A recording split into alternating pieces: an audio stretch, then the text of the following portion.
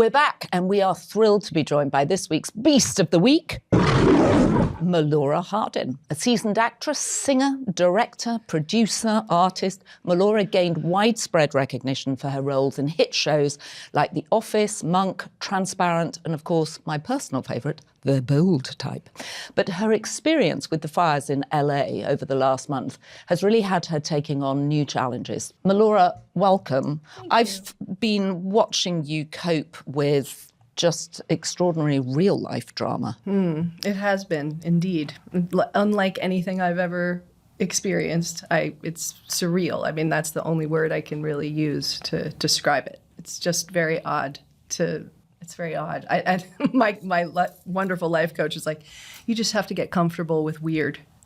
Because that's how I feel. I said, it just all feels so weird. He said, yeah, you have to be comfortable with weird. Because when you're in my position, which is that our house was miraculously saved. The fire started right behind our house, in the hills behind our house, and somehow just hopped over this little sort of group of 20 houses, but on the left and the right, and then the further you go west, it just becomes just a sea of red, which is just a sea of homes that have burnt to the ground. I probably have 25 friends who've lost their homes in the Palisades and Altadena. And, to be one that obviously is so grateful, to be one of the lucky ones that still has their home is wonderful. And then, but dealing with this sort of grief around your whole neighborhood and, my children's school that we went to between the two girls for 13 years, burnt to the ground. You can't get back into your house, right? Still not in my house, no, because there's smoke damage and, they have to clean up, and then just the air toxicity of all the things they have to clean up and how that's going to stir things up. And thank God we've had some rains, but like as of tomorrow, we're supposed to have a huge storm. So some houses are really in, mudslide, danger. So that could be a whole other thing. Just dealing with all of that and the insurance company and the amount of phone calls and the amount of meetings you have to have about who's going to come in and, take care of the smoke damage and then yet you're still talking to your friends who are just like, they're just talking to FEMA about getting their passports and getting their social security cards and getting their birth certificates. And, it really is weird. Right, weird and overwhelming. And you've got National Guards patrolling the streets.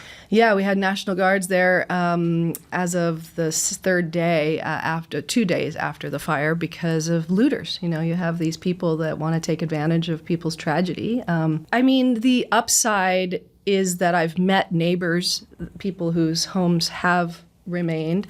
I met neighbors that I never knew I had, some of whom own guns, which was like, this is the time you want to meet a neighbor who has a gun, because really the looters were a real thing. And you're like in your house going, what do I do? And, and now my husband was like paroling all night long the night after the fire because of just checking for embers, because he said, the fact that our house survived, I would never forgive myself if the next night, an ember floated into a bush and caught a bush, which caught the house on fire, and we came back the next day and it was gone. So he was determined to stay at least for a few days. And then the National Guard came in and they were amazing. The sheriffs were amazing. The response was incredible as far as how fast they would come, but they're just, it's very disappointing just in general to be in a state where we pay the highest taxes of almost any other state in the union, and this is what happened. It's unthinkable that we were let down this way, because I think as a taxpayer, that's what you pay for. Almost more than anything. You pay for a fire service to come when there's a fire,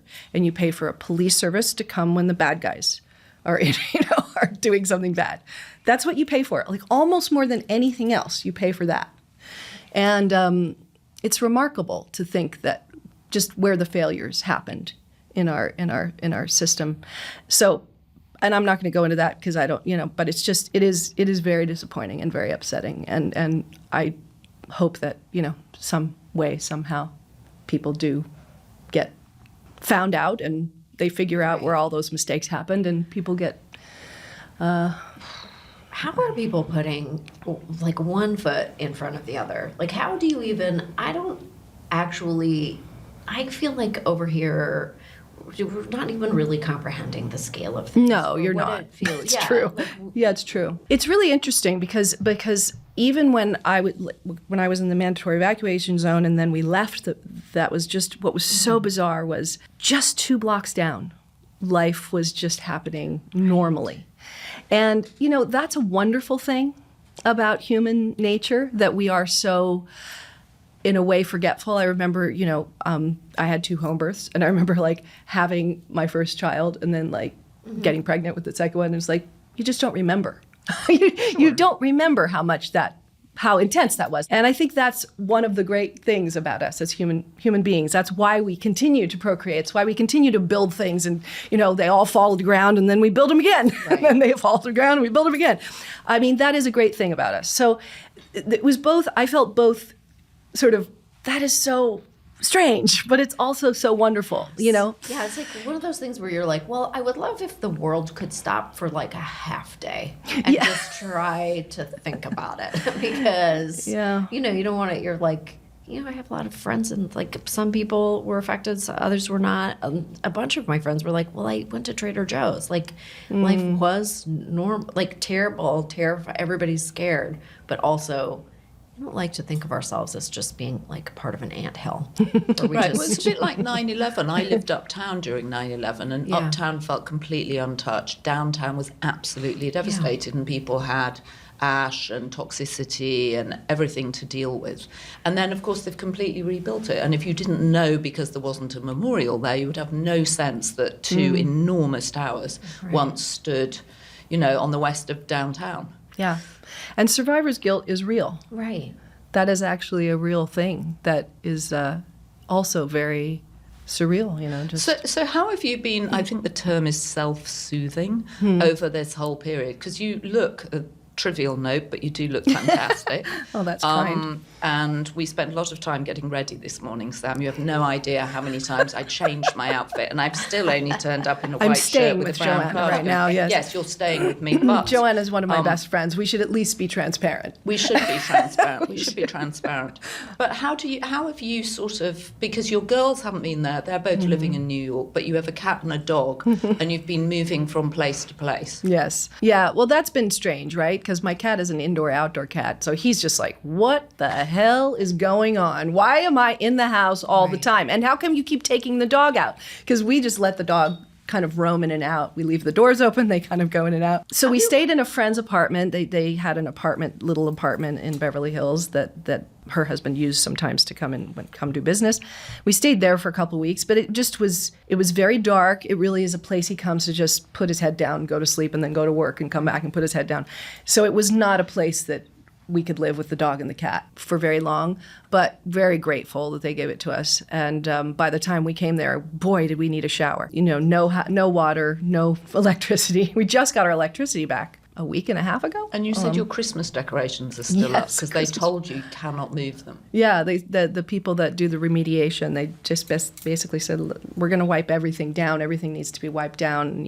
That's weird, too, to sort of go and see the house and see Christmas is still there. Do you feel you can stay in that neighborhood? I guess it's hard to really have a long-term plan. Yeah, it's hard. And of course we've gone back and forth and back. You know what I mean? Sure. At the beginning it was we're going to get out. We have no reason to be here. We were moved here to be close to our kids' school and have that community. And now that community is, completely busted up and destroyed and devastated. And, our kids are now, grown and in college and out of college and so forth. But now we're kind of having a love affair. Now we're we go to the house and we're just thank you. Look at you. Been here since 1922, and just, you're so beautiful. So I think we're going to invest in putting the sprinklers on the roof. Okay. Which a friend of ours did who lives even deeper, higher up in the hill, and his house survived, and everything around it did not. How do you feel? Because I've seen the pictures. How do you feel about? Is it just going to be like living in a building site? Strangely, if you go out of our front door and you go and walk on the street and stand on the corner and you look out, it doesn't look like anything happened. Now you turn the corner and go 5 houses down, and that house is burned to the ground. And you turn, almost every corner about 5 to 10 houses down, burned to the ground, but then more houses. So I'm probably, I probably am one of the luckiest, in this situation. But you say, how are you going to deal with that? I have no idea how we're going to deal with it. It changes every day. Right. And if I show you on my cell phone, I can show you, I took pictures of, they sort of did red houses that had burned to the ground, and the black houses are the ones still standing. And as you zoom, if you kind of go like this, you see this kind of little diamond shape of all the black houses, mine being one, and you kind of zoom out, and then more red, and then you zoom out, and then you zoom out, and then it's just little black area and a sea of red. Right. Just a sea of red. And I had the courage to come in from the east, or from the west, I guess, the other day. Oh, that was heartbreaking. Right. It was heartbreaking. So it seems a bit trivial to ask you what you think about your old mate from the office, John Krasinski, being voted sexiest man alive. Oh, was he? Yeah. Oh, what do you well. think about that? I didn't even know that. Not really keyed into that. Sexiest man alive? Wow. Really? Yeah. I mean, how do they even make those? I mean, what is sexy? Good question. What is sexy? Sam, what is sexy? Sexy is different for every Wow. person. I don't know. I mean, it Yeah. feels like you're the expert. You worked with him for all those years. Oh, you know what? I think felt John's it. lovely. I think he's lovely, and he's sure. I don't know. I mean, sure he's sexy. I don't know. It was a bit I of a never left thought of turn. him To as be sexy. fair, that but was a left turn of a It question. was. I never thought Yeah. of him that way, but that doesn't mean he's not. I mean, I'm sure Emily Blunt thinks he's pretty damn sexy. Well, I hope so. What Is do he you- sexier than They're Justin they're Baldoni? such an adorable couple. They are. You know what? There's so much around pop culture that I am completely tapped out of right now. You still have your I have Christmas decorations I up. still have my Christmas decorations. Do you feel like, what do you think that you would like? I mean, listen, I don't even know. It's been so difficult to talk about here because I can't even, it's like I can't even. Yeah. Well, I know. seeing images, but That's saying, very from sweet of these you. stories so fast. what do Yeah. you wish that people understood kind of writ large about the whole thing? What do you wish that we were appreciating more? Because I think it feels a little, it's like we're separated from those big efforts, and I feel it I enjoyed watching the Grammys actually, and I enjoyed the way that they went forward with it. I thought it was so respectful, and I thought it was so respectful to people who are trying to keep their jobs and keep working. You do have to keep working. But what do you wish that we all appreciated about the whole thing? I don't think people can appreciate it.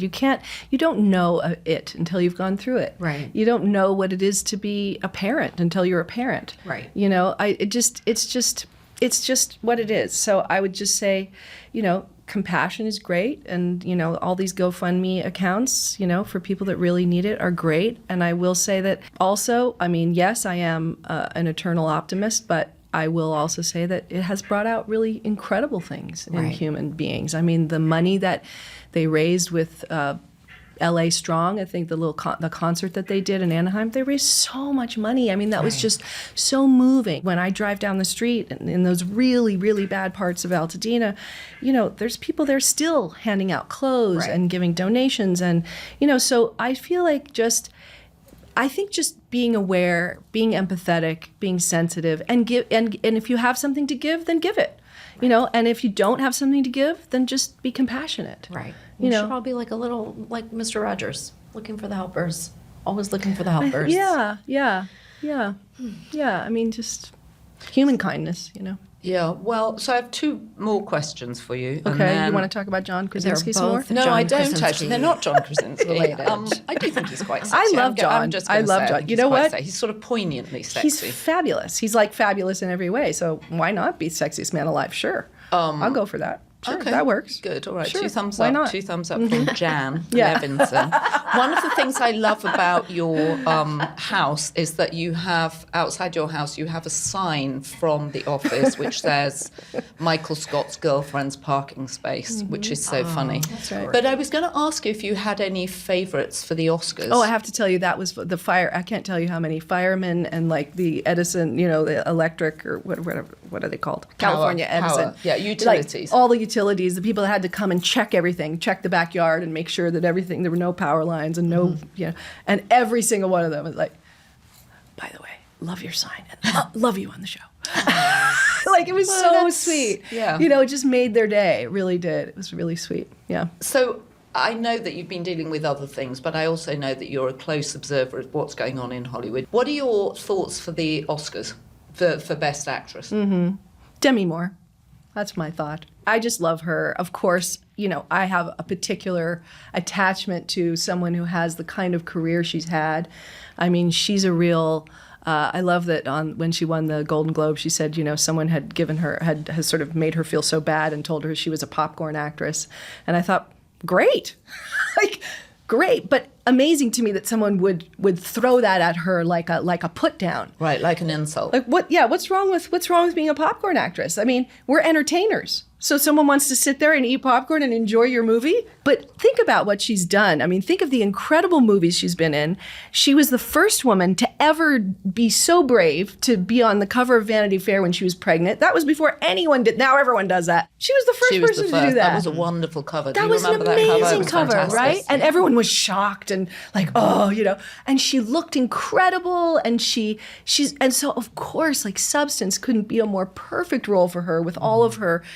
Just her, we in the pop culture have a relationship with her body because she has put her body forward as a pregnant woman, as a young woman, as G.I. Jane, shaving her hair off, you know, the very feminine thing of having all that hair that she had and then getting rid of it. And, you know, she's just been really brave physically. And as an icon, like a pop icon, she has been brave and I think also feminist in her, you know, and having the younger husband and boyfriend for so long, and having this really amazing close relationship with Bruce Willis, like kind of helping him, I think, even overcome his addiction, you know, and having a committed relationship, and now very good friends, like best friends, you know, and now again, right, she's dating a young man again in this way that's like very modern?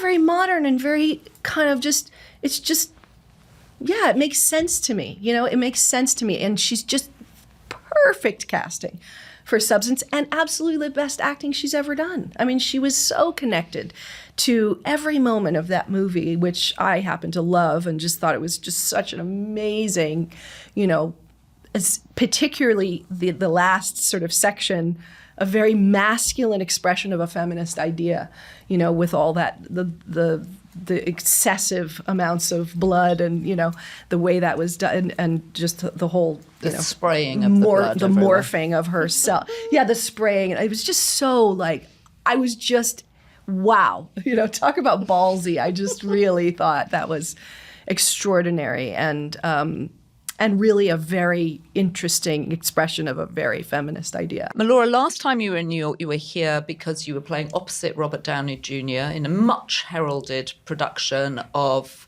I always get this wrong, McNeil. I always want to say McLean. Yeah, I don't know why I want to say McLean, but in fact, of course, it was McNeil by Ayad Akhtar. Yeah. And your next role is in Santa Barbara.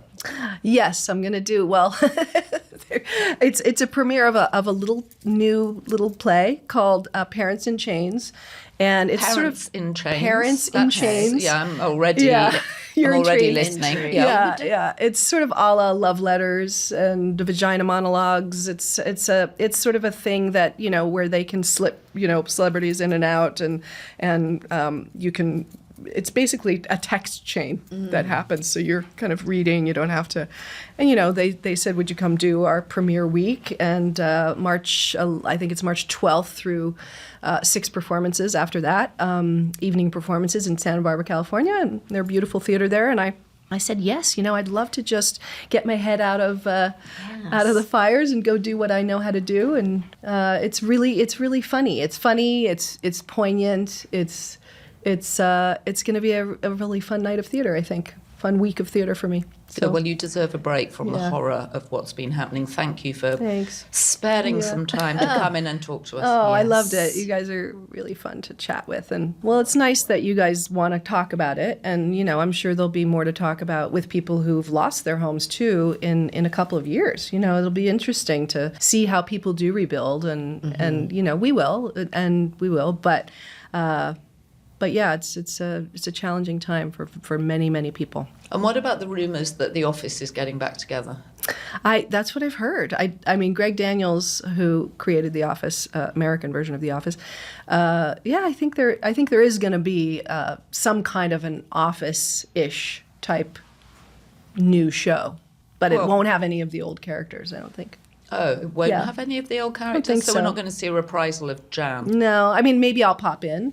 Like, maybe I would pop in, maybe something like that. But, but I think it's all new people. The dinner party episode, one of the best episodes ever of television. So funny. It is. It's okay, babe? I agree. Yes, babe. I love it. Whatever it was. I come across people all the time with you, and they just want you to reprise it for them there and then in front of them. I know. It is funny. Well, people have seen it so many times, and I'm always like, oh, you know the lines better than I. That was a long time ago. I've been doing a lot of other things, like the bullseye. Well, thank you for coming in. Thank you. Thank you for having me.